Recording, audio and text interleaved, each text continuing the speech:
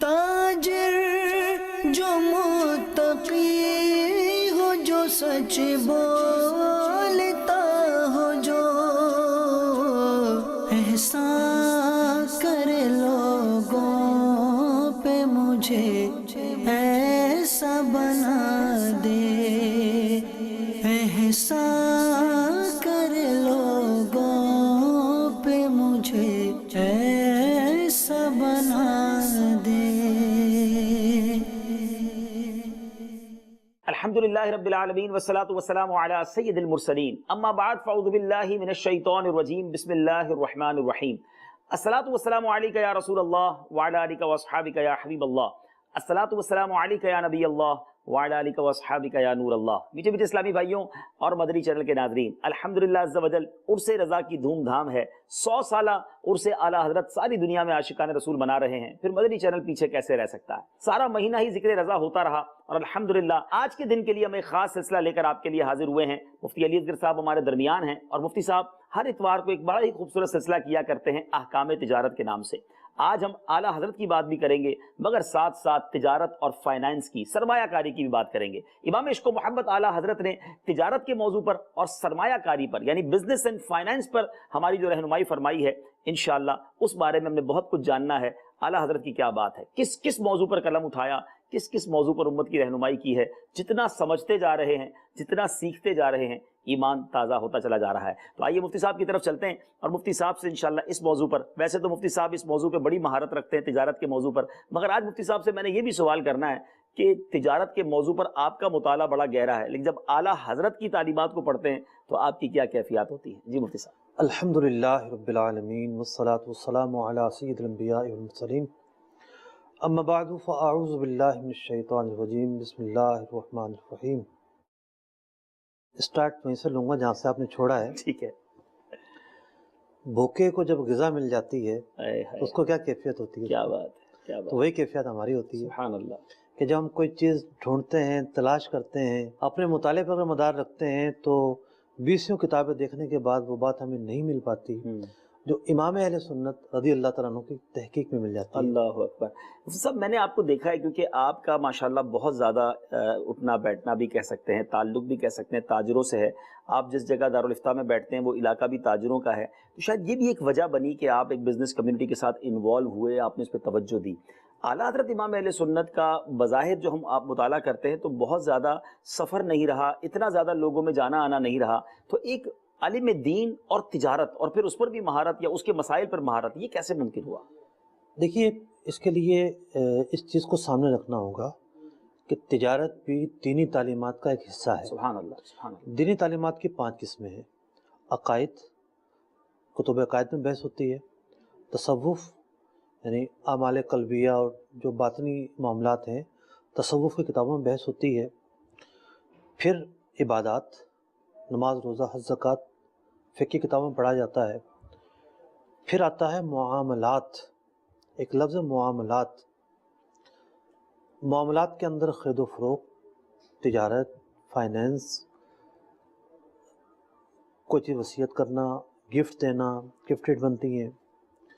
और इसका इतना वसी बाब है कि हम कह सकते हैं कि फ़तावा रज़विया शरीफ की जो 30 वॉल्यूम है, 10 वॉल्यूम सिर्फ मामलात पर है। अल्लाहु अकबर। अच्छा।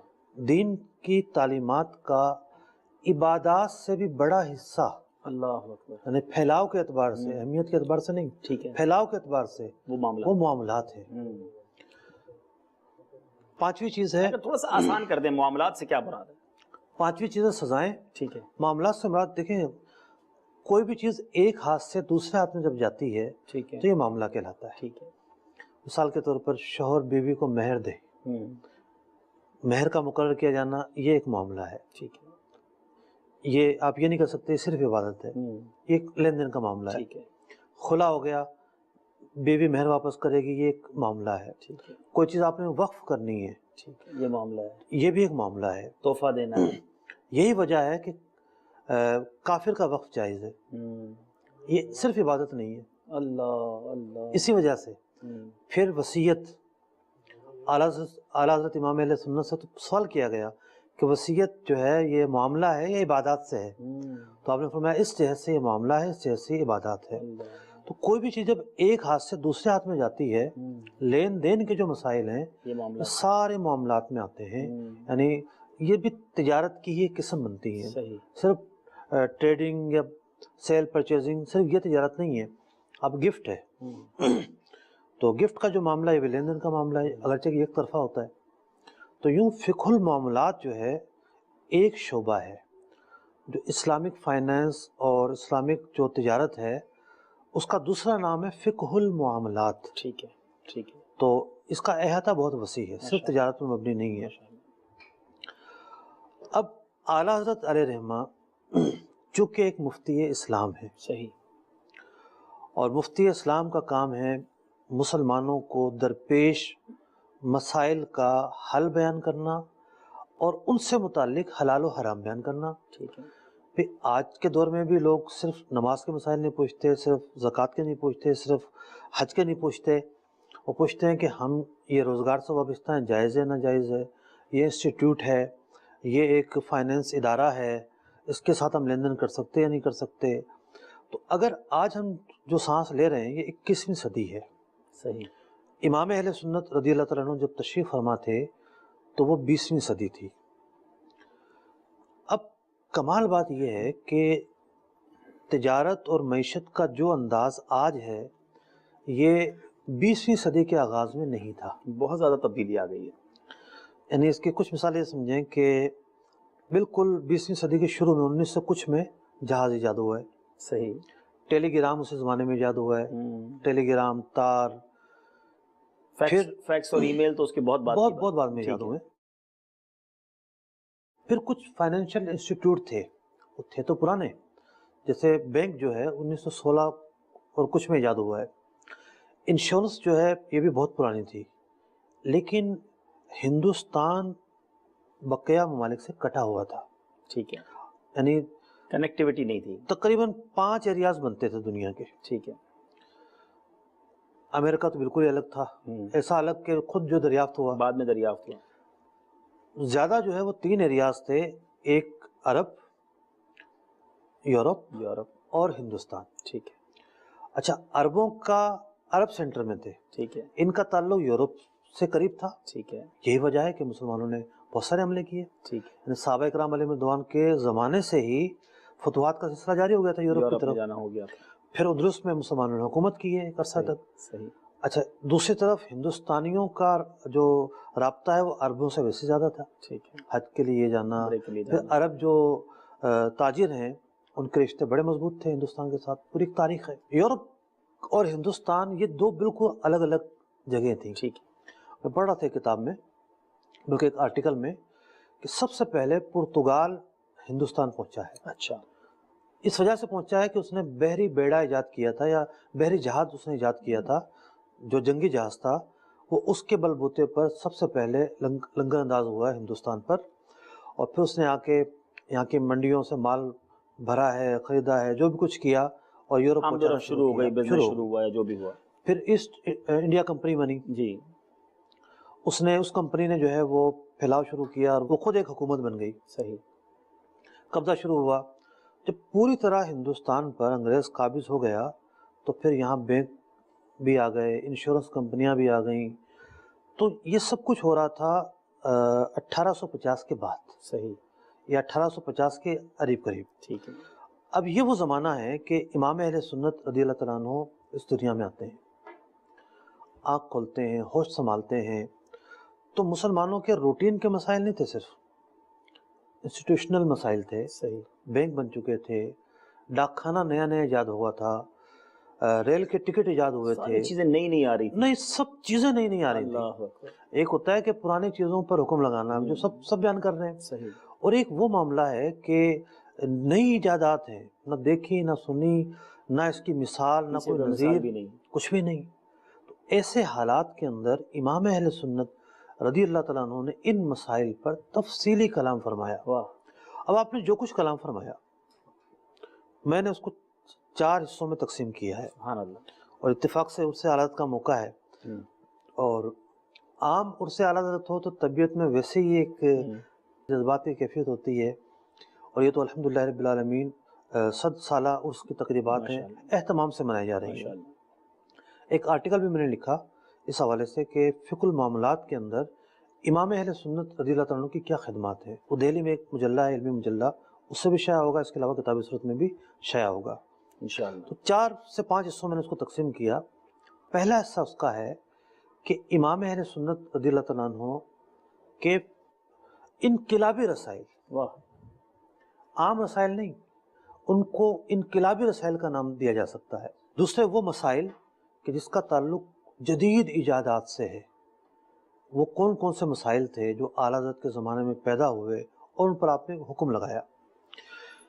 تیسری چیز بڑی اہم ہے کہ امام اہل سنت رضی اللہ تعالیٰ عنہ صرف ایک مفتی ہی نہیں تھے، ایک مدبر، مصلح اور ایک بہت بڑے لیڈر بھی تھے۔ انہوں نے جہاں مسلمانوں کو 2 قومی نظریہ پیش کیا کہ یہاں ہندوستان میں 2 قومیں رہتی ہیں، 2 الگ الگ قومیں ہیں، ان کی ثقافت الگ، ان کی تہذیب الگ، ان کے خیالات الگ، معمولات الگ، سب چیزیں الگ ہیں۔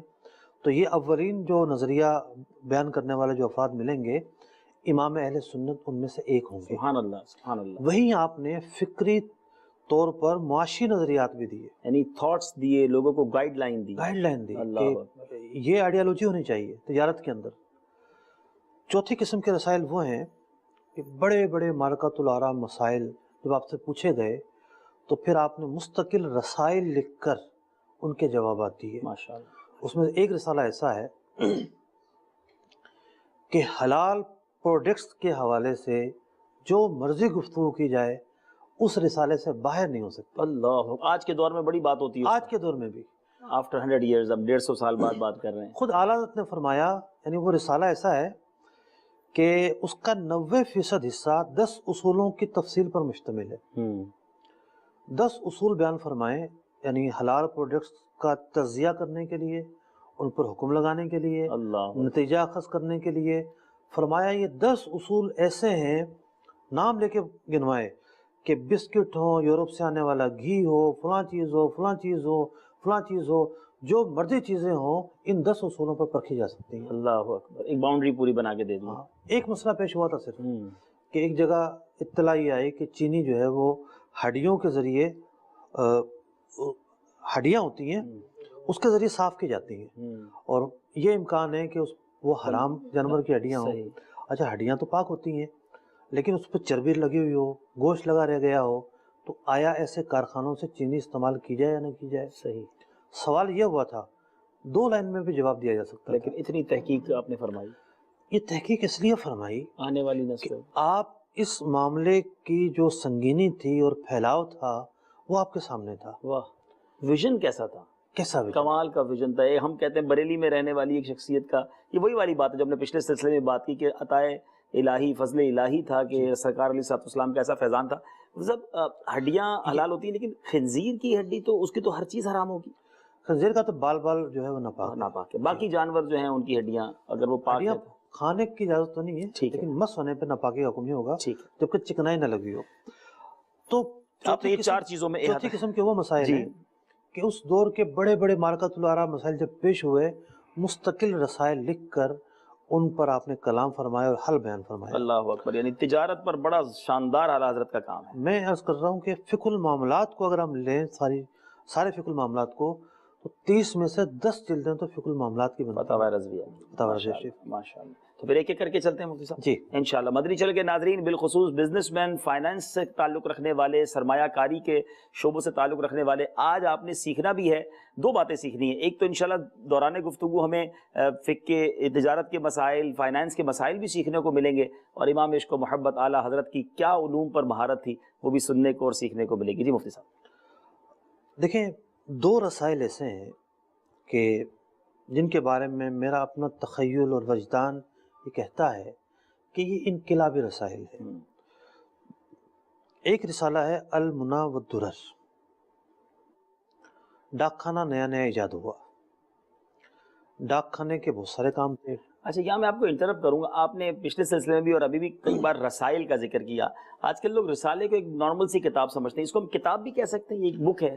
اصل میں امام اہل سنت رضی اللہ تعالیٰ عنہ تو وہ ہستی ہیں کہ فتاوا ان کی 33 جلدوں پر ہیں. اللہ اکبر. 33 کو سامنے رکھتے ہوئے رسائل کا لفظ یوں کہا گیا کہ یہ ایک والیوم میں تھے. جیسے یہ ایک رسالہ ہے سامنے. اچھا یہ رسالہ ہے, یہ ایک رسالہ. اللہ اکبر. امام اہل سنت رضی اللہ تعالیٰ عنہ کا اس کا نام ہے انباء الحی ان کلامہ المسنون تبیان لکل شیء. اس کی ضخامت دیکھ لیں آپ. اللہ اکبر. اللہ کیا ضخامت ہے. علم کا تقریباً 700 صفحات ہیں. علم کا دریا ہوا ہے موجزن تحریر میں, اور جب قلم تو نے اٹھایا. 250 مراجع ہیں, اللہ 250 کتابوں کے حوالے سے موجود ہیں. اللہ اکبر. المنی والدرر. ڈاک خانہ ایجاد ہوا. ڈاک خانے کا بنیادی کام تو ہوتا تھا خط پہنچانا. پھر منی آرڈر کا سلسلہ شروع ہوا کہ جو نوکری پیشہ لوگ تھے خاص طور پر وہ اپنے گھروں کو ڈاک خانے کے ذریعے رقوم بھیجتے تھے اور ڈاک خانہ اس پر اجرت لیتا تھا. اب علماء کے سامنے یہ مسئلہ پیش ہوا. کچھ لوگ ایسے تھے جنہوں نے کہا کہ جناب یہ تو سودی طریقہ ہے, جو منی آرڈر کے ذریعے پیسے بھیجنا, اسے پیسے دینا, یہ سودی نظام ہے, سودی معاملہ ہے. امام اہل سنت رضی اللہ تعالیٰ عنہ کے پاس یہ مسئلہ آتا ہے. آپ حیران ہوئے کہ جن لوگوں کو فتویٰ دینے کی اہلیت نہیں ہے وہ فتویٰ دے رہے ہیں. اللہ اکبر. اب اس رسالے کو انقلابی کیوں کہا گیا؟ ایک وجہ تو اس کی یہ کہ امام اہل سنت رضی اللہ تعالیٰ عنہ نے ایک تجزیہ کیا پورے سسٹم پر کہ ڈاک خانے کا اسٹرکچر ہے کیا. اللہ اکبر. آج آپ دیکھیں کوئی بھی جدید مسئلہ ہو, جیسے بٹ کوائن ایک جدید مسئلہ ہے, تو بٹ کوائن پر علماء حلال و حرام کا حکم کب لگا سکتے ہیں؟ جب پورے اسٹرکچر سے واقف ہو.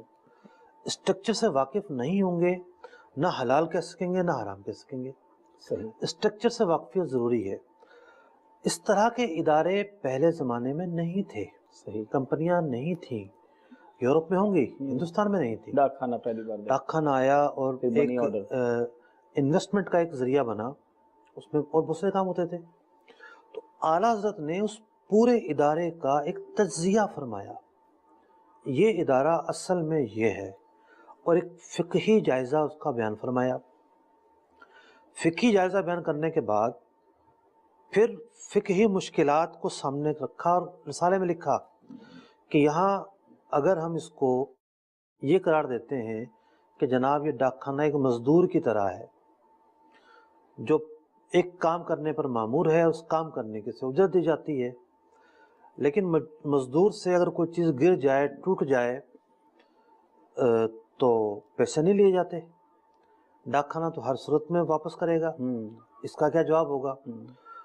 تو آپ ڈوب جاتے ہیں, کھنگال لاتے ہیں قدیم فقہا کی تحقیقات کو. سبحان اللہ.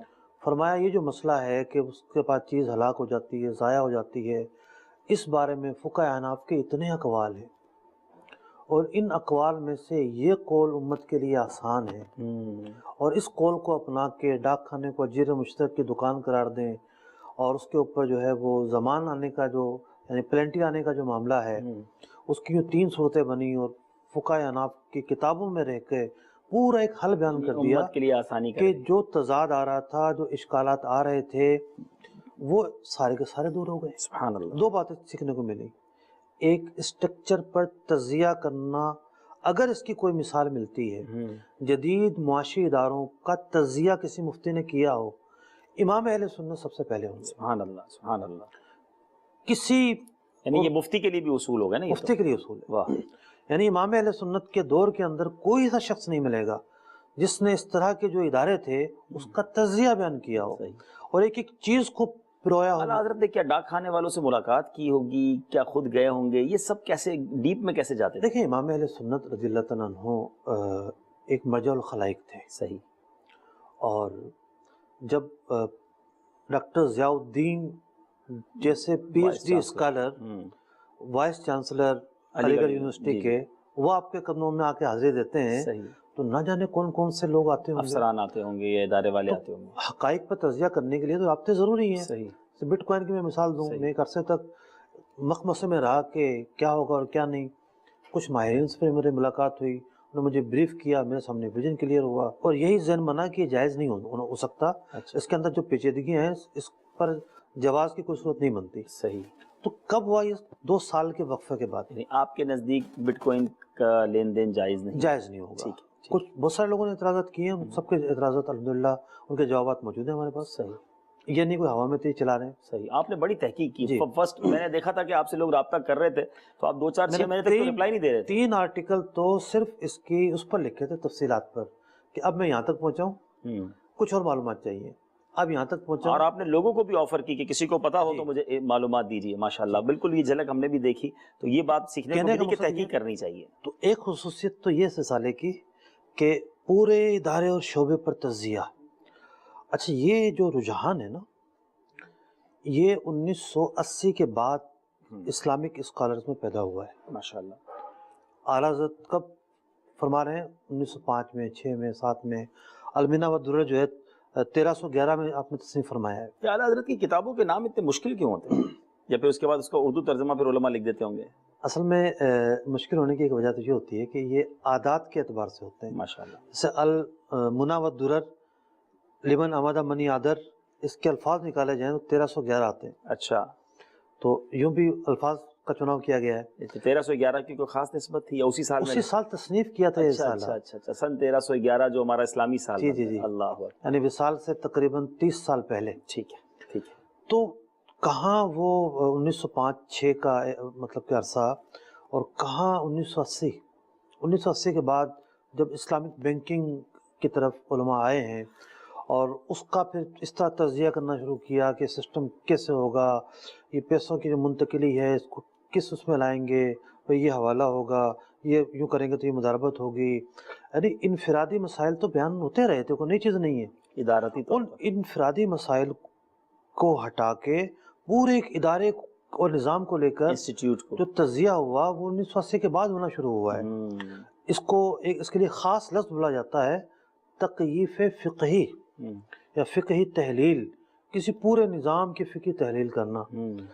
امام اہل سنت تو اولین افراد میں سے ہیں. سبحان اللہ سبحان اللہ. اس طرح بیان کر رہے ہیں. ماشاءاللہ. دوسری جو خاص بات اس رسالے میں ہے کہ جواز کی طرف آپ ایسی آنکھ بند کر نہیں چلے گئے، یا یہ نہیں کہا کہ چلیں مالکیہ کو لے لیتے ہیں یا شافعیہ کا کو لے لیتے ہیں یا حنابلہ کا کو لے لیتے ہیں. آج کل اسلامی بینکنگ کو جائز کہنے والوں کا ایسا طرز عمل ہے. فقہ حنفی کے اندر رہتے ہوئے ڈیپ میں گئے، کتب کو کھنگالا، تحقیقات کو جمع کیا اور عین فقہ حنفی کے مطابق اس کا حل بیان فرمایا. ماشاءاللہ. فقہ حنفی تو وہ فقہ حنفی ہے سبحان اللہ. کہ سلطنت عثمانیہ کے اندر جو آئین کا حصہ تھی، یعنی آپ یوں سمجھیے کہ 2 ایسی کتابیں ہیں فقہ حنفی کے اندر جو ریاست نے لکھوائی ہیں. اللہ اکبر. کون سی؟ ایک فتاوی عالمگیری. ماشاءاللہ. عالمگیر جو بادشاہ تھا اس کی سرپرستی میں علماء کو 500 کے قریب علماء جمع ہوئے، فتاوی عالمگیری لکھی گئی. ماشاءاللہ. دوسری ایک کتاب تھی جو بزنس سے متعلق تھی، اس کا نام ہے مجلۃ الاحکام العدلیہ. صحیح. سلطنت عثمانیہ کی جو خلافت تھی یہ اس کے قاضیوں کے لیے لکھوائی گئی تھی اچھا. کہ جب وہ فیصلے کریں لین دین کے، خرید و فروخت تجارت کے، تو ان کے نصاب میں یہ کتاب شامل ہو.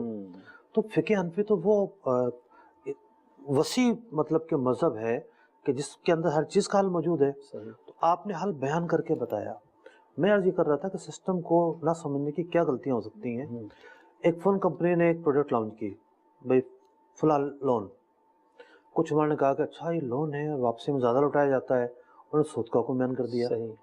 کچھ علماء نے جب اس کی گہرائی پر عمل کیا تو کہا لون تو ملتا ہی نہیں ہے، لون تو کہیں جیب میں نہیں آتا. سروس ملتی ہے. سروس ملتی ہے نقد میں، یعنی پری پیڈ میں کیا ہوتا ہے کہ پہلے پیسے دیتے ہیں پھر سروس لیتے ہیں. یہ ادھار سروس دے رہی ہے کہ بھئی ادھار سروس اس ریٹ کے مطابق استعمال کریں، اور وہ تھوڑا مہنگا دے رہی ہے. تو سود کہنے والے اس لیے سود کہہ گئے اسٹرکچر پر نگاہ نہ کی. اللہ اکبر. اور جنہوں نے سود نہیں کہا انہوں نے اس کی ماہیت اور حقیقت کو پرکھا. یہ اسلوب امام اہل سنت کے اندر ملتا ہے. اور یہ جو رسالہ ہے المنہ والدرر، یہ پڑھنے سے بندہ یہ چیزیں سیکھتا ہے. واہ. تحقیق کیسے کی جاتی ہے، کیسے کی جاتی ہے، انسٹیٹیوٹ پر، اداروں پر تجزیہ کیسے کیا جاتا ہے. تو اس اعتبار سے یہ رسالہ ایک انقلابی رسالہ کہلا سکتا ہے. دوسرا رسالہ جسے میں انقلابی رسالہ کہتا ہوں، ٹھیک ہے، وہ ہے کفل الفقیہ الفاہم. کرنسی کے یعنی ہمارے میرے والدین تو دونوں ہند سے ہی آئے تھے، تقسیم کے وقت آئے تھے، تو وہ تو یہ کہتے ہیں کہ جی یہ چاندی کے سکے ہم نے استعمال کیے ہیں، چاندی کے سکے عام ہوتے تھے، اور یعنی تقسیم ہوئی 1947 میں، اس وقت تک عام تھے۔ اچھا، تو آلاز کے زمانے میں تو اور زیادہ عام تھے۔ تو کاغذی جو کرنسی ہے یہ پچھلی صدی کی ایجاد ہے۔ صحیح۔ اس سے پہلے چاندی کے سکے، سونے کے جس کو ہم سکے، درہم و دینار کہتے ہیں۔ درہم و دینار، ٹھیک ہے، یا ایک اور چیز ہوتی تھی اسے فلوس کہتے تھے، ٹھیک ہے، وہ تانبے وغیرہ کے دھات سے بنائے جاتے تھے۔ ٹھیک ہے۔ تو چونکہ وہ میٹل تھے، سونا چاندی نہیں تھے، وہ خود ایک مال تھے۔ جب پیپر سامنے آیا تو کئی طرح کے سوالات ابھرے۔ بڑا یونیک ہوگا ان لوگوں کے لیے جن کے پہلی بار کرنسی کے طور پہ پیپر آ گیا۔ پیپر آ گیا، اللہ اللہ۔ ٹھیک ہے نا۔ اب جب پیپر سامنے آیا تو 2 سوال قائم اور ہوئے۔ اب تو پیپر لیس کرنسی والا دور آ رہا ہے۔ جی ہاں، جی، جب پیپر آیا تو 2 سوال قائم ہوئے صحیح، کہ یہ گڈس ہے یا یہ کرنسی ہے۔ ٹھیک ہے۔ زیادہ تر لوگوں نے اس کو گڈس مانا کہ ٹھیک ہے بھئی یہ گڈس ہے، سامان ہے، کرنسی کیسے ہو سکتی ہے؟ اس پہ تو یہ لکھا ہوتا ہے کہ ریاست جو ہے وہ یوں کرتی ہے، یوں کرتی ہے، یوں کرتی ہے۔ کچھ لوگوں کا ہندوستان میں یہ موقف قائم ہوا کہ اصل میں یہ رسید ہے، یہ سونا جو گورنمنٹ کے پاس ہوتا ہے اس کی رسید ہے یہ۔ اس کے مقابلے میں یہ رسید ہوتی ہے۔ آج کل تو وہ دور ہی ختم ہو گیا ہے، اب سونے کی بنیاد پر نوٹ پیسہ نہیں چھاپے جاتے۔ جی جی جی۔ کئی بعض ملکوں میں ایسا ہوتا ہوگا، سب جگہ ایسا نہیں ہے۔ اس دور کا یہ دشوار ترین مسئلہ تھا، بالکل نیا مسئلہ، بالکل نیا مسئلہ۔ امام اہل سنت رضی اللہ تعالیٰ عنہ سفر حج کے لیے پہنچتے ہیں مکہ مکرمہ، وہاں آپ سے سوال کیا جاتا ہے۔ 12 سوالات آپ کے سامنے پیش کیے گئے نوٹ کے تعلق سے۔ یعنی ساری دنیا میں یہ آ چکا تھا، عرب دنیا میں بھی یہ پہنچ چکی ہوگی انٹرنیٹ کرنسی۔ تو وہاں کے علماء کہنے لگے کہ ہمارے پاس کوئی ایسی دلیل نہیں مل رہی جس پہ ہم اسے حکم لگا سکیں۔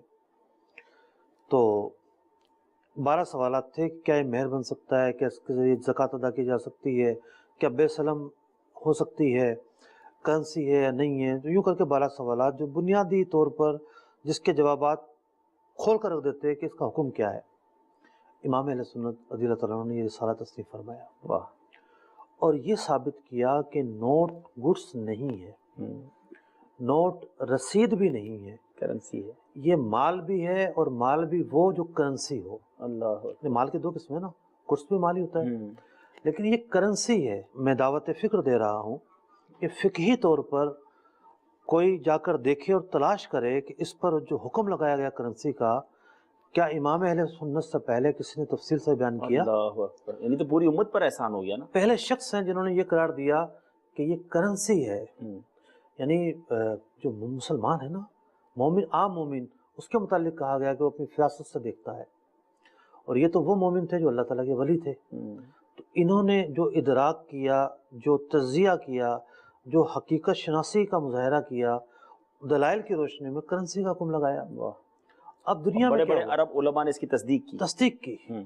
ایک جزیے پر ایک عرب عالم بھڑک اٹھے، این جمال بن عبداللہ، اتنا بڑا جزیہ موجود ہے، مجھے نظر نہیں آیا۔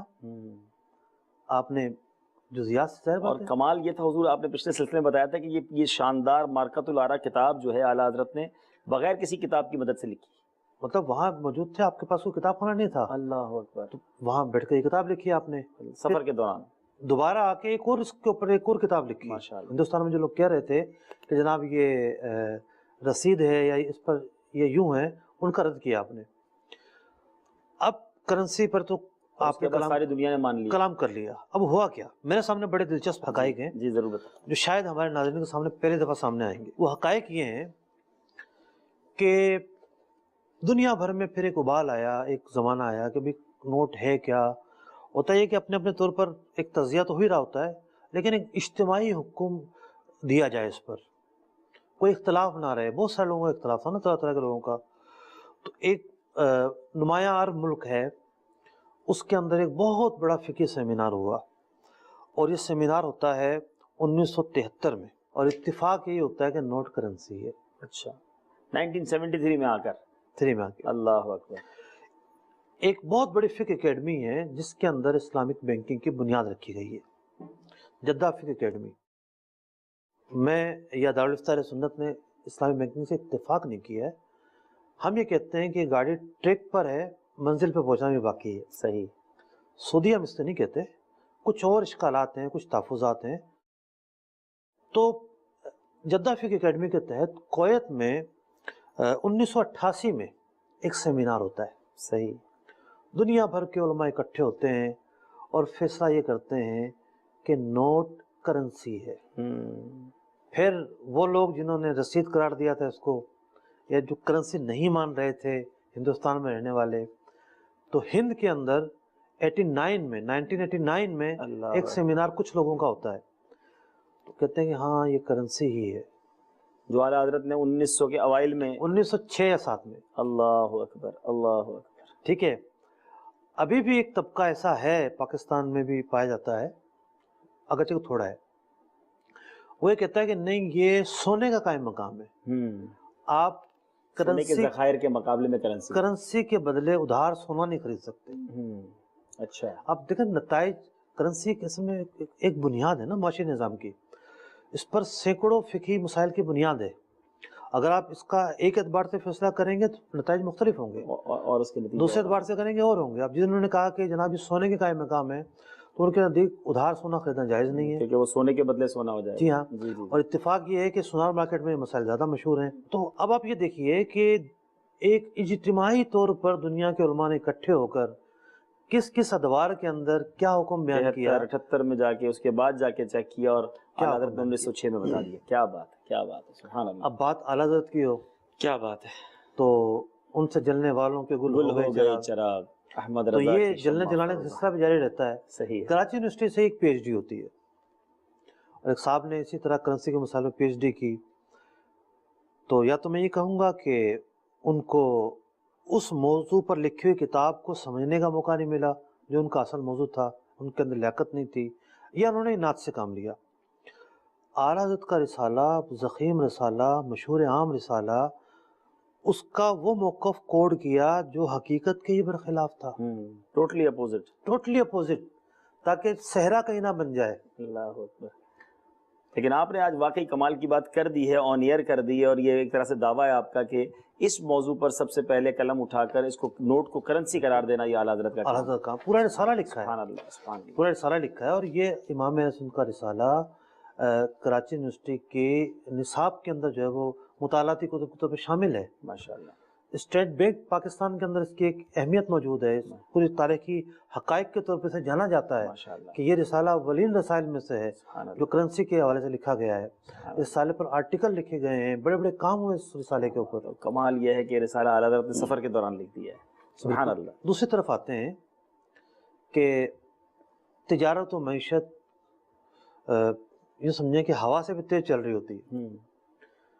हर दुनिया के हर हिस्से में एक नया सिस्टम, नया निज़ाम, नई चीज़ें, बस आने का मतलब रुकने का नाम ही नहीं। मैं आपको थोड़ा सा इंटरप्ट करता हूँ। उस दौर में जो नए मसाइल थे, और आपने बड़ी कमाल की बात की कि इन्वेंशंस का दौर था, नई चीज़ें आ रही थी, पीछे मिसाल नहीं थी, उस मौजू पर तहकीक करना, उस पर फतवा देना कमाल था। लेकिन क्या ऐसा पॉसिबल है कि 100-125 साल हो गए हैं, 150 साल हो गए, आला हज़रत की कुछ तहकीकात आज भी ताजरों को काम आ रही हो, आज भी हमारे जदीद मसाइल में उससे मुआवनत मिल रही हो? देखिए ये जो मसला है डाकखाने वाला मसला, ठीक है, पूरा मसला पढ़ लें, अगरचे कि सराहतन लिखा हुआ नहीं है, लेकिन किनायतन और इशारतन यही बात सामने आती है कि आपने डाकखाने पर जो भी हुक्म लगाया उसे अजीर करार दिया, उसे मजदूर करार दिया, एक शख्स कानूनी के तौर पर जो लीगल एंटिटी होती है उसके तौर पर इसको शुमार किया। ठीक है। और आज इस्लामिक फाइनेंशियल जितने भी इदारे हैं उनकी इकाई ये होती है कि ये इदारा जनाब खुद एक शख्स कानूनी है।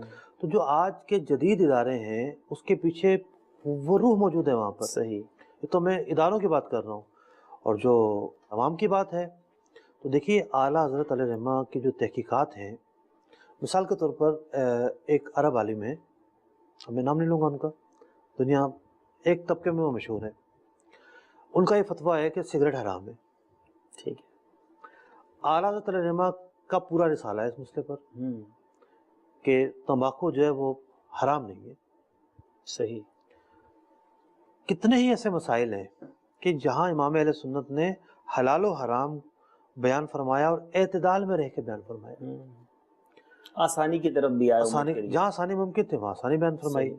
اب کیا ایسے مسائل تھے اس دور کے جس پر امام علیہ السلام نے تجزیہ فرمایا ہے؟ جی ذرا ارشاد فرمائیں۔ ہمارے لیے شاید نئے ہوں لیکن 150 سال پہلے، مثال کے طور پر ملٹی لیول مارکیٹنگ ہے۔ ملٹی لیول مارکیٹنگ آج بہت ساری کمپنیاں آ جاتی ہیں، لیکن امام اہل سنت نے اس دور کے اندر ایک پوری ملٹی لیول مارکیٹنگ جو چین سسٹم ہوتا ہے، پوری ایک ایسی کمپنی کے بارے میں تفصیلی فتویٰ بیان فرمایا۔ ایک ایسی کمپنی جو پورے ملک میں سپلائی کرتی ہو، اس کے اجیر ہوں، اس کی شاپس ہوں، یہ کہنا چاہ رہے ہیں؟ ملٹی لیول مارکیٹنگ یہ ہوتی ہے کہ اس کے اندر براہ راست چیز نہیں ہوتے، سینہ بسینہ چلتا ہے، یعنی رائٹ لیفٹ بنتے ہیں، اچھا، ایک دوسرے کو گاہک بنائے گا، اس کو کمیشن ملے گا، دوسرا تیسرے کو بنائے گا۔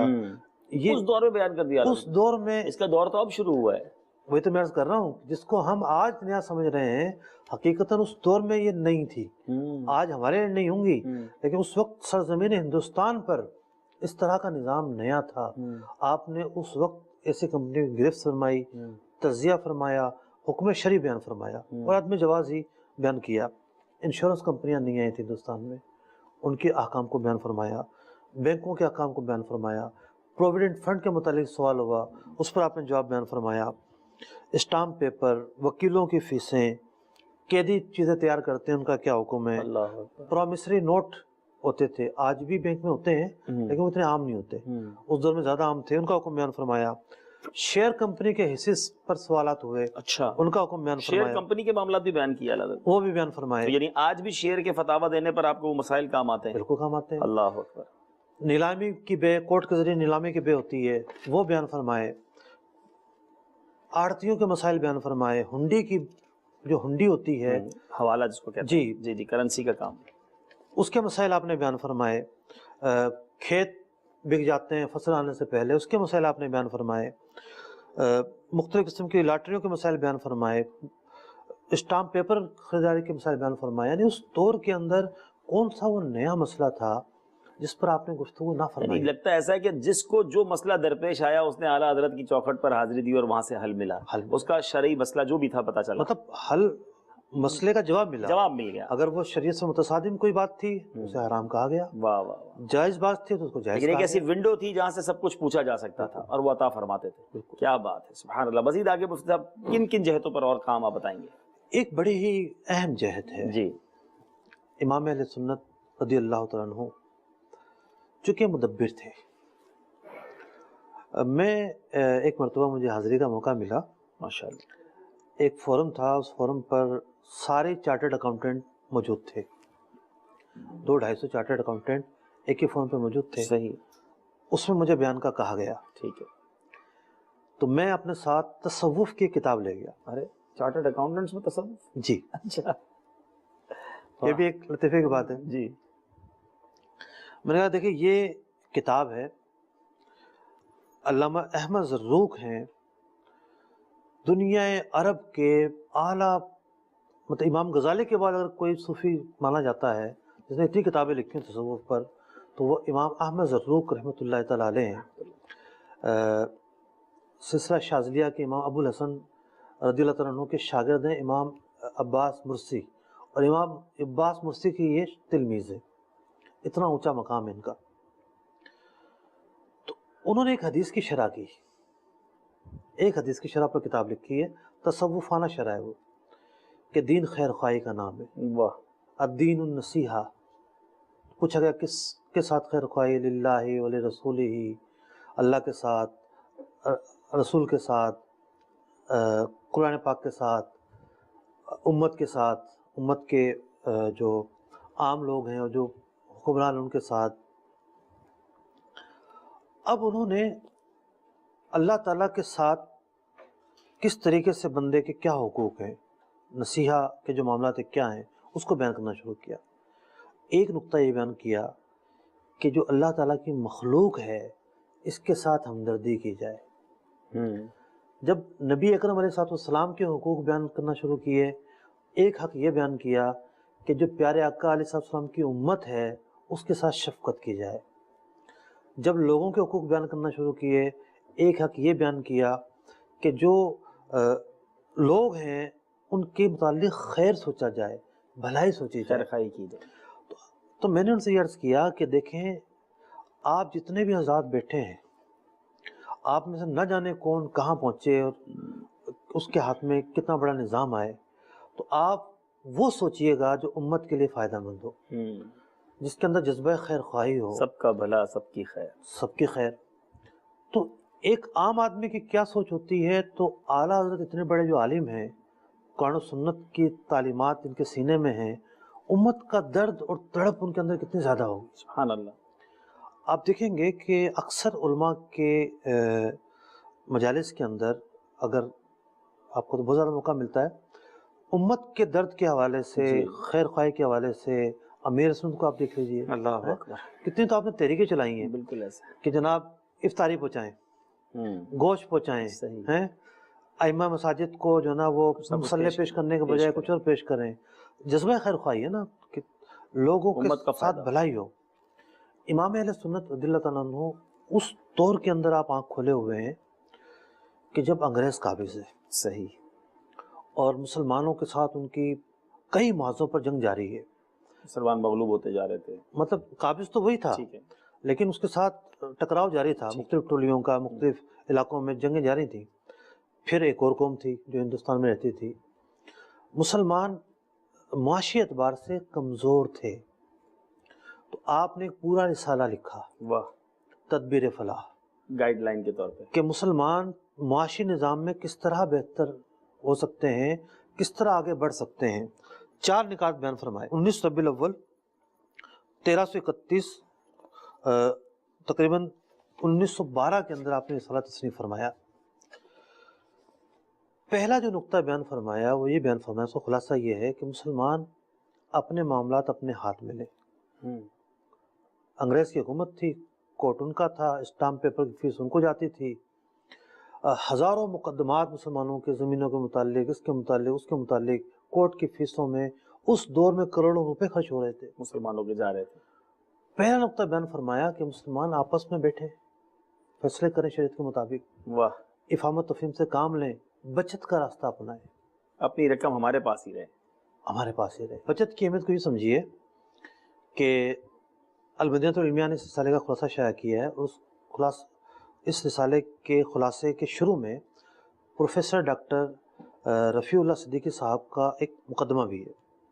وہ یہ لکھتے ہیں کہ 1930 کے قریب ایک بہت بڑا انگریز ماہر معاشیات تھا، اس نے صرف ایک نظریہ بیان کیا، نظریہ آمدنی و روزگار۔ کساد بازاری اس وقت چھا چکی تھی، تو اس نے بچت کا اصول بیان کیا، اس پر اس وقت یورپ کا سب سے بڑا ایوارڈ اسے دیا گیا، صحیح، اس نظریے پر۔ اور اس سے پہلے 1912 میں امام اہل سنت رضی اللہ تعالیٰ عنہ مسلمانوں کی معاشی ترقی کے لیے واہ واہ، پہلا نقطہ جو بیان کر رہے ہیں وہ بچت کا بیان کر رہے ہیں۔ کیا بات ہے، کیا بچت ہوگی ایکسپینس ریڈیوس کیے تو انویسٹ ہوگی، واہ، بچیں گے تو انویسٹ کریں گے نا، کام میں لگیں گے، انویسٹ ہوگی تو آگے بڑھیں گے۔ دوسرا جو نقطہ آپ نے بیان فرمایا کمال کا نقطہ ہے۔ واہ، آج دیکھیے جس کے پاس پیسہ نہیں ہے وہ کیا کرتا ہے، سودی اداروں میں جاتا ہے، صحیح بات ہے، سود میں پڑ جاتا ہے، سود میں پڑ جاتا ہے اور الجھ جاتا ہے، بھاری پڑتا ہے۔ دوسرا نقطہ آپ نے ایک اور بیان فرمایا، آپ دیکھیں اس وقت آپ تو پتہ نہیں کتنی مرتبہ یورپ گئے ہیں، تو پورا یورپ گویا کہ ایک ملک ہے، ایک کرنسی ہے، ایک کرنسی ہے، ویزا بھی نہیں ہے، ویزا بھی نہیں ہے، آزادانہ تجارت ہے۔ بالکل ایسے ہی، تو اس آزادانہ تجارت نے اسے کہاں سے کہاں تک پہنچا دیا۔ ٹھیک ہے، اعلیٰ حضرت علیہ الرحمٰ نے اس دور کے اندر، اچھا پھر ہندوستان کے اندر بھی کتنی ریاستیں تھیں، صحیح، خیرپور ہمارے یہاں سندھ میں ایک الگ ریاست تھی، صحیح، اس کا الگ سکہ تھا، لکھنؤ الگ ریاست تھی، اچھا، دکن الگ ریاست تھی، دکن، کے سکے بھی الگ تھے۔ تو فرمایا کہ مسلمان آپس میں خود تجارت کریں، دوسروں سے مال نہ خریدیں، جو غیر مسلم ہیں ان سے مال نہ خریدیں، اپنوں سے خریدیں تاکہ گھر کا نفع گھر ہی میں رہے۔ صحیح، تو وہ بات جو ایک عرصے کے بعد یورپ کو سمجھ میں آئی، اور انہوں نے اس کو امپلیمنٹ بھی کیا، کتنی بڑی بڑی جنگیں ہوئی ہیں، صحیح، جرمنی کی اور دیگر ممالک کی، آپس میں دیواریں لگا دی تھی انہوں نے، جی جی، تو ان کو جو بات سمجھ میں آئی جا کے 20ویں صدی کے بعد کہ ہم ایک فیڈریشن بنیں، آپس میں تجارت کریں، ترقی کر جائیں گے، اعلیٰ حضرت علیہ الرحمٰ نے اس دور میں مسلمانوں کو بیان فرمایا۔ اللہ، تیسری اہم چیز، انویسٹ کے لیے پیسہ چاہیے ہوتا ہے، سب کے پاس انویسٹ نہیں ہوتی. پھر جس کے پاس ہے ایک کارخانہ ہے دوسرا لگانے کے لیے، اس کو اور انویسٹ چاہیے. بعض اوقات لائن ہوتی ہے بندے کے پاس، پیسہ نہیں ہوتا، تو اسے اس کا اگر پیسہ آ جائے تو صرف اس کا فائدہ نہیں ہوگا، انڈسٹری لگے گی، مزدوروں کا فائدہ ہوگا، نئے مزدور آئیں گے. آپ نے کیا بیان فرمایا کہ بمبئی، کلکتہ، رنگون، مدراس، حیدرآباد، جس طرح آج کل کراچی کراتا ہے نا معاشی ہب تھے یہ. فرمایا ان کے جو تونگر مسلمان ہیں، امیر مسلمان ہیں، وہ اپنے بھائی مسلمانوں کے لیے بینک کھولتے. اچھا، لفظ بینک استعمال ہوا ہے. اچھا، اسلامک بینک کا تصور یہاں دیا گیا ہے. اللہ اکبر. بلکہ میں تو یہ کہتا ہوں کہ یہ اسلامک بینک کا تصور ہی نہیں، مائکرو اسلامک فائنینس کا بھی تصور ہے. بالکل صحیح فرمایا.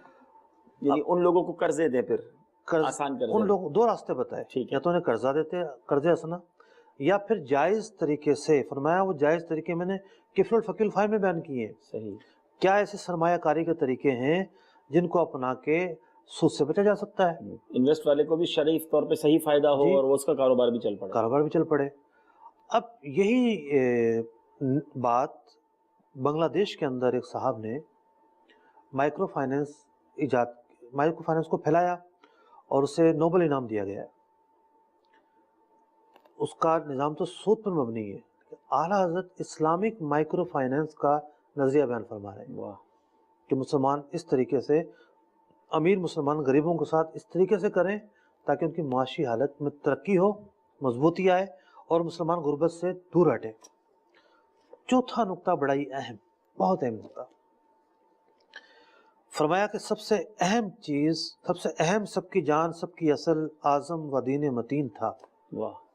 دین کی تعلیمات تھی کہ جس کی رسی مضبوط تھامنے نے اگلوں کو ان مدارج اعلیٰ پہ پہنچا دیا کہ ان کی ہیبت کا سکہ بیٹھ چکا ہے. صحابہ اکرام کی طرف اشارہ ہے جی کہ جو جن کے گھروں میں چولہے نہیں جلا کرتے تھے، فقر و فاقہ کی کیفیات سے گزرے لیکن دین مضبوط تھا. اور پھر وہ دور آیا کہ اللہ تعالیٰ نے کیسی ترقی دی، معاشی ترقی. وہ باغات کے مالک ہوئے، محلات کے مالک ہوئے، بزنس بڑھے، ان کے دین پر چلنے کی وجہ سے بڑھے. اب کچھ لوگ یہ سمجھتے ہیں کہ جی معیشت سے اس بات کا کیا تعلق؟ قرآن پاک کی ایک آیت سے تعلق بنتا ہے. اللہ تعالیٰ ارشاد فرماتا ہے سورۃ طٰہٰ کی آیت نمبر 124، وَمَنْ أَعْرَضَ عَنْ ذِكْرِي فَإِنَّ لَهُ مَعِيشَةً ضَنْكًا، اور جس نے میری یاد سے منہ پھیرا اس کے لیے تنگ معیشت ہے، تنگ زندگانی ہے. تو مسلمان معاشی طور پر ترقی چاہتے ہیں تو یہ نقطہ بھی آج بھی اہم ہے. ماشاءاللہ ماشاءاللہ. اللہ کی اطاعت کریں، دین پر عمل کریں، علم دین سیکھیں. کیا بات ہے. اب آپ یہ دیکھیں کہ یہ ایک پورا فکری رسالہ تھا، صرف آپ نے لکھ کے قلم بند کر کے تکیے کے نیچے رکھ دیا، شائع کروایا، اس رسالے کو پھیلانے کی ترغیب ارشاد فرمائی. اس میں واقعی بہت سارے اصول تو ایسے ہیں جس پر آج بھی عمل کیا جائے تو ترقی مل سکتی ہے. مائکرو فائنینسنگ جیسے آپ نے بتایا، اسلامک بینکنگ کا ایک باقاعدہ نظریہ ملتا ہے. پھر بڑی اہم بات اس میں اعلیٰ حضرت نے یہ بڑی پیاری فرمائی کہ علم دین حاصل کرے، اسلام پر بھی عمل ہو. پتہ چلا صرف مال و دولت اور کاروبار کے پیچھے تو رہے اور دین سے دور رہے انسان، تو اس میں برکت پھر کہاں سے آئے گی. تو ماشاءاللہ مدنی چل کے ناظرین، بہت خوبصورت باتیں ہیں. اور مفتی صاحب کے پاس جتنے سارے پیجز ہیں، مجھے لگ نہیں رہا کہ مفتی صاحب اسے ایک سلسلے میں پوری بات کر پائیں گے، لیکن ظاہر سلسلے کا وقت مختصر ہوتا ہے. آخر میں کیا فرمائیں گے مفتی صاحب؟ دیکھیں، میں آخری نقطے کے طور پر یاد کروں گا کہ اعلیٰ حضرت کے سامنے اور کیا بڑے بڑے مسائل پوچھے گئے. ایک مسئلہ پوچھا گیا کہ اس دور میں مونوگرام نیا نیا ایجاد ہوا تھا، اس میں ریکارڈنگ ہوتی تھی. ایک بات مشہور کی ہوئی ہے لبرلز نے کہ جی وہ جب پریس ایجاد ہوا اور سلطنت عثمانیہ جو ڈوبی، وہ مفتی نے فتویٰ دے دیا پریس حرام ہے. کوئی سا فتویٰ نہیں دیا تھا کسی نے. صحیح، ہاں یہ بڑا مشہور کیا جاتا ہے. کسی نے سا فتویٰ نہیں دیا تھا. صرف اتنی بات تھی کہ قرآن پاک کو پریس سے چھاپا جائے یا نہ چھاپا جائے. صحیح. اور وہ بھی کیوں تھی؟ کیونکہ الکوہل سے پلیٹیں دھوئی جاتی تھیں. صحیح. الکوہل سے پلیٹیں دھوئی جاتی تھیں اور قرآن پاک چھاپنے کا مسئلہ تھا، نازک معاملہ. صحیح. تو اعلیٰ سے سوال ہوا کہ مونوگرام ایجاد ہوا ہے، ٹیپ کی طرح ہوتا ہے، کیسٹ کی طرح، اس میں آواز ریکارڈ ہوتی ہے اور اس کی پلیٹوں میں مسالہ ہوتا ہے، अल्कोहल का, तो ऐसे इदारे में नौकरी करना और तिलावत रिकॉर्ड करवाना, इनके क्या हकाम होंगे? अल्लाह अकबर। आला हज़रत ने फ़िक़ही हुक्म बाद में बयान किया, पहले तज़िया शुरू किया कि जो आवाज़ है, जो वॉइस है, ये है क्या? एक ऐसा लगता है कि एक माहिर साइंसदान गुफ्तगू कर रहा है। अल्लाह अकबर, बिल्कुल नई चीज़ है, नई चीज़, ये वॉइस क्या है? मेरी पहली मरतबा हाज़िरी हुई मदीना मुनव्वरा में 2002 में। माशाअल्लाह। ये कुछ रसाइल मेरे पास थे, अल-कश्फ़ अश-शाफ़ी रिसाले का नाम है। एक अरबी आलिम से मेरी मुलाकात हुई जो असल शामी थे। आराज़ का तज़किरा हुआ, मैंने रिसाला पेश किया, मैं रिसाला पेश करके आ गया। रिसाला उन्होंने बाद में पढ़ा, हैरान हो गए, इतना अजीम आदमी से ये रिसाला लिखा है। अल्लाह, आप यकीन माने, एक इस्लामिया से मैंने मिलवाया, उनके पास पहुंच गए, मुझे उनकी और किताबें दी, और उस रिसाला देने की वजह से आज तक मेरा उनसे कल्बी ताल्लुक मौजूद है, दोस्ती मौजूद है। आजकल वो मिस्र में है। मैं रमज़ान में हाजिर हुआ तो मैंने अर्ज़ किया उनसे कि मैं कुछ मिकात वगैरह के मसाइल की तहकीक कर रहा हूँ, कुछ माहिरीन का नाम बताएं। उन्होंने मेरे राब्ते करवाए, एक बंदे से रब्ता करवाया जिसने कोई 5 किताबें लिखी हैं मिकातों पर, जोग्राफिया पर। तो आला हज़रत की तहकीक को जब बंदा पढ़ता है तो हैरान हो जाता है। और उलमा तो ज़्यादा उसको समझते हैं कि क्या कमाल है। पहले तो इसके स्ट्रक्चर पर सोत क्या होती है और फिर उसका आकाम और तो एक नया मसला पेश हुआ, हल बयान फरमाया। चीनी के मसले का मैं बयान कर चुका हूँ, अला हला मिन शुक्र, जो हलाल प्रोडक्ट्स हैं, ये रिसाला उसमें बयान करते इतने भी उसूल हैं, हलाल प्रोडक्ट्स के बुनियादी मसाइल में बयान कर दिए गए हैं। निसाब है ये हलाल प्रोडक्ट्स का, माशाअल्लाह, इतना अहम रिसाला है। इसके अलावा एक सवाल पूछा गया कि जनाब कमाना कब जायज़ है, कब फ़र्ज़ है, कब सुन्नत है, कब हराम है, वो तहकीक बयान फरमाई, पूरा एक साथ उसने फरमाया, फला मौके पर ये हुक्म, फला मौके पर ये हुक्म, फला मौके पर ये हुक्म। यानी इंतकाल मिल्कियत एक बहुत अहम वो है ना, बुनियाद है। इंतकाल मिल्कियत पर आपका एक बहुत अजीम रिसाला है। आसान करें, इंतकाल तो लोग मैयत को ही समझते हैं, यहाँ इंतकाल मिल्कियत से क्या मुराद है? इंतकाल मिल्कियत से मुराद है ट्रांसफ़र, यानी किसी भी प्रॉपर्टी का या कोई भी मिल्क मेरी चीज़ है, मैं किसी और को ट्रांसफ़र कर दूँ। जी हाँ, ठीक है। मिल्क को क्या बोलेंगे अंग्रेजी में? मेरा ख्याल है ऑनरशिप, अपनी ऑनरशिप ट्रांसफ़र करना। ठीक है। ऑनरशिप ट्रांसफ़र पर एक पूरा रिसाला लिखा, और कहाँ लिखा? पानी के मसले के बाब में। पानी के मसले में ऑनरशिप ट्रांसफ़र का मसला है तो मामलात का है। सही। बात छिड़ गई कि नाबालिग का जो पानी होता है वो नाबालिग का पानी इस्तेमाल किया जा सकता है या नहीं किया जा सकता। फिर वहाँ शुरू हो गए मिल के ये सूरतें हैं, ये सूरतें हैं, ये सूरतें हैं, पूरा एक रिसाला तस्नीफ़ फरमाया, और इतना बारीक दकीक और अहम इल्मी रिसाला। ख़ास बात ये होती है कि आप रज़ियल्लाहु तआला अन्हु वो बातें बयान करते हैं, वो चीज़ों का निचोड़ लेकर आते हैं जो फ़ुक़हा की दर्जनों किताबें पढ़ने से भी ना मिले। तो पूरी एक फहरिस्त है इस तरह के मसाइल की, मारकातुल आरा मसाइल की।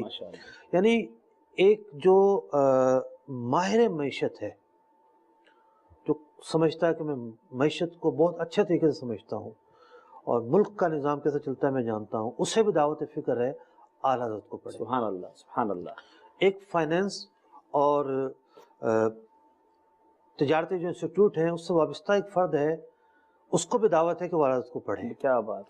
वो तलबा जो सीए कर रहे हैं, जो एससीसीए कर रहे हैं, जो एमबीए कर रहे हैं, उनको भी दावत है कि वो आला हज़रत को पढ़ें। क्या बात। दरस निज़ामी के तलबा जो फ़िक़्हुल मामलात को समझना चाहते हैं, उनको दावत फ़िक्र है कि वो आला हज़रत को पढ़ें। क्या बात, क्या बात। जो भी माहिर माशियात, उस्ताद, टीचर, तालिब इल्म आला हज़रत की मईशत के हवाले से खिदमत को पढ़ता है तो उसे दीन भी मिलता है। क्या बात, कि दीन क्या कहता है इस हवाले से, और ये समझने का मौका मिलता है कि आला हज़रत का क्या कद काट है इस मौजू के ऊपर। सुभान अल्लाह, सुभान अल्लाह। क्या बात है आला हज़रत की, जिस समत आ गए हैं सिक्के बिछा दिए हैं। जब भी आला हज़रत इमाम अहले सुन्नत की बात किसी साहिब इल्म के साथ होती है तो बेसाख्ता ये ज़बान से निकलता है कि क्या शख्सियत है, कितनी डायमेंशंस हैं, और जिस टॉपिक पर बात करें तो कमाल दर्जे की महारत है। तो बहरहाल उम्मीद है कि फाइनेंस से, तिजारत से ताल्लुक़ रखने वाले جو اسلامی بھائی ہیں، جو بزنس کمیونٹی سے یا جو علماء میں یا طلبہ سن رہے ہیں، ان کو بہت سارا مواد ملا ہوگا. اللہ تعالیٰ فیضان اعلیٰ حضرت سے ہم سب کو مالا مال فرمائے. تجارت کرنا اچھی بات ہے اور بڑی سعادت والی بات ہے، مگر اللہ مجھے اور آپ کو فقط حلال روزی کمانا نصیب فرمائے، حرام سے محفوظ فرمائے. علماء سے رابطہ رکھتے رہیں، اپنے مسائل تجارت کے پوچھتے رہیں، پوچھ کر کام کریں گے تو انشاءاللہ غلطی سے محفوظ رہیں گے. اگلے کسی سلسلے میں پھر ملاقات ہوگی. صلو علی الحبیب صلی اللہ تعالی علی محمد صلی اللہ علیہ وسلم. تاجر جو متقی ہو، جو سچ بولتا ہو، جو احسان کرے لوگوں پہ، مجھے ایسا بنا دے. احسان